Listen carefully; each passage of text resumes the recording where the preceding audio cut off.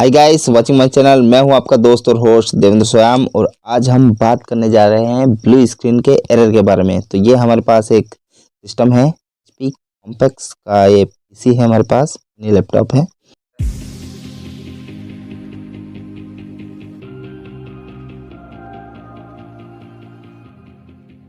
और इस लैपटॉप में एक्चुअल में क्या प्रॉब्लम है आप खुद ही सामने देख लीजिए। सिस्टम को मेरे को यहाँ पर स्टार्ट करना पड़ेगा।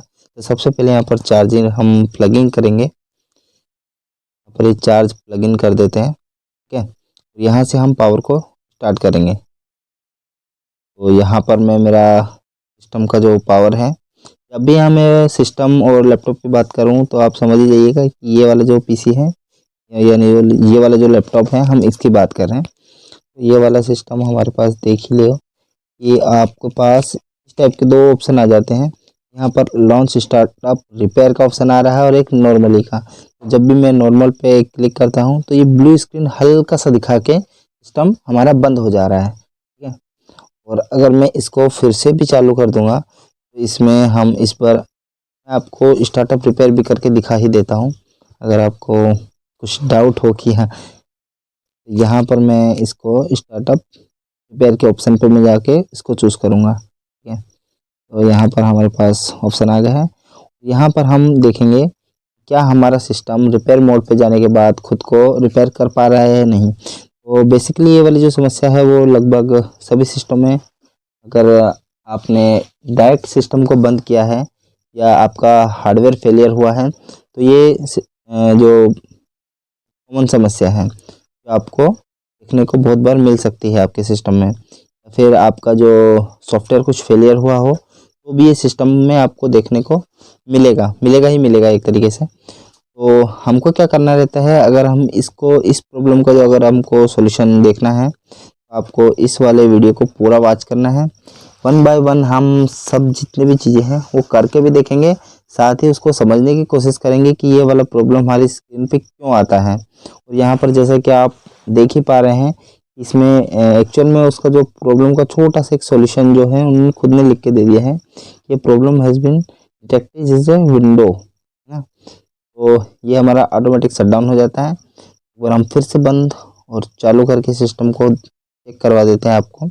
और इस बार हम इफेक्ट की का यूज़ करेंगे। इफेक्ट की से हमें बहुत सारे मेन्यू सब मेन्यू दिखने को मिल जाएंगे। तो यहाँ पर हम सेफ मोड में भी चला के देख सकते हैं कि हम अगर सिस्टम अगर सॉफ्टवेयर फेलियर होगा तो सेफ मोड में चलना चाहिए। तो सबसे पहले हम सेफ मोड के बजाय ये ऑप्शन आपको दिखने को मिल जाएगा, डिसेबल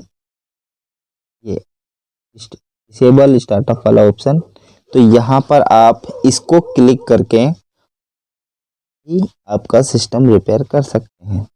अगर ये वाले केस में अगर प्रॉपरली हो जाता है, ये हमारे पास एरर फिर से आ गया है।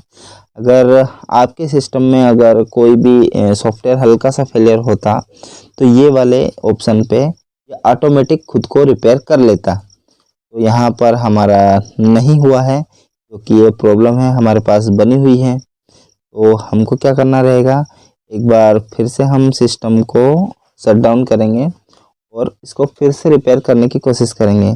तो ये एक्चुअल में प्रॉब्लम हमारे पास जो हमारा, अगर हमने मान लो अगर कोई न्यू करंट में अगर कोई हार्डवेयर इंस्टॉल किया है, यानी मान लो आपने कोई रैम लगाया हो, फिर SSD कार्ड लगाया हो, हार्ड ड्राइव लगाया हो, या और कोई चीज़ें आपने इंस्टॉल की हैं, तो उसकी वजह से ये वाला प्रॉब्लम आ सकता है।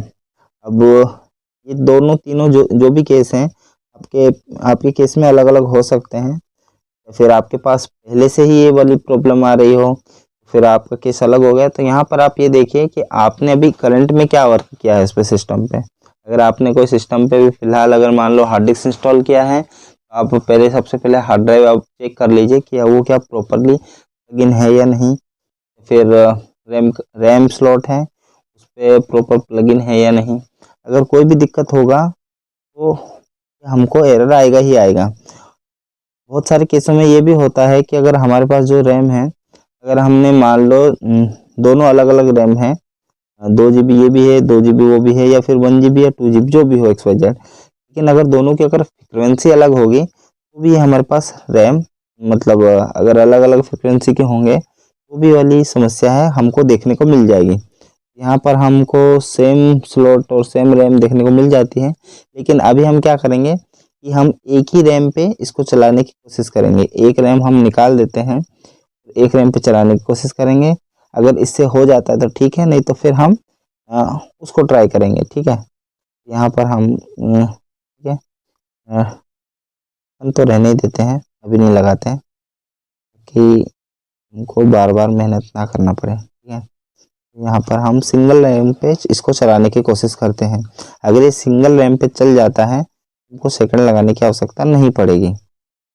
और अगर हमारे पास सेम प्रॉब्लम बनी रहती है, हमको ये वाली जो रैम है जो हमने सामने निकाल के रखी है, एक बार इसको फिर से लगाएंगे, फिर अपने नेक्स्ट जो भी ट्रबल शूट है उस पर फॉरवर्ड मूव करेंगे। यहाँ पर मैं नॉर्मली स्टार्ट करूँगा। यहाँ पर मैंने नॉर्मल पे क्लिक कर दिया है। यहाँ पर ये मेरा विंडो स्टार्ट हो रहा है। मेरे ख्याल से ये चालू हो जाना चाहिए, क्योंकि जब भी हम यहाँ तक तो इतने में आके वो खुद ही बंद हो जा रहा था। ठीक है, यहाँ पर ये नॉर्मली स्टार्टअप हो चुका है, एसएसडी है।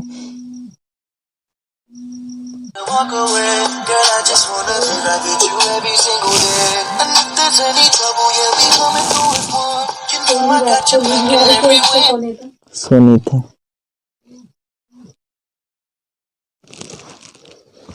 पूरा फ्लो ही बिगाड़ दिया।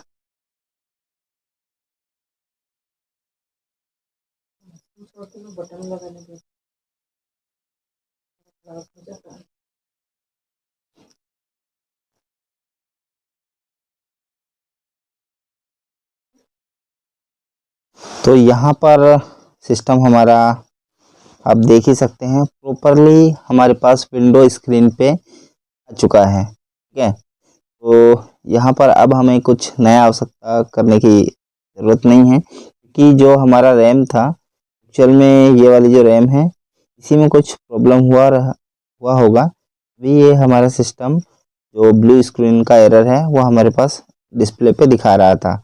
यहाँ पर हमने जो प्रॉब्लम थी उसको फाइंड आउट कर लिया है, जो कि हमको ये इस रैम में देखने को मिल गई है। ठीक है, इसके अलावा भी अगर आपके पास अगर इस टाइप का कुछ एरर आ रहा है तो सबसे पहले अगर आपने अधिकतर जो केस में होता है कि आपका जो डिस्क हार्डवेयर फेलियर ही होता है, आपकी जो हार्ड डिस्क है या एसएसडी कार्ड है उससे ही ये प्रॉब्लम आता है। लेकिन हमारे केस में अभी